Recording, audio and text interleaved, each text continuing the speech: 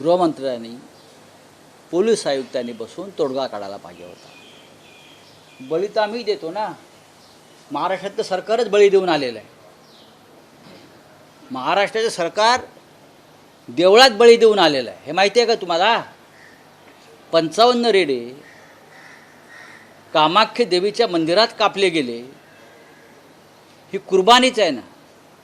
त्या कुर्बानीवर सुद्धा आपण आक्षेप घेतला पाहिजे। आमचा आक्षेप आहे या अंधश्रद्धेला।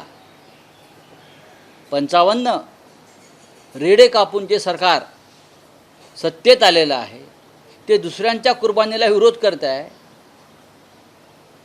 हा मानसिक गोंधळ आहे, हा मानसिक गोंधळ आहे।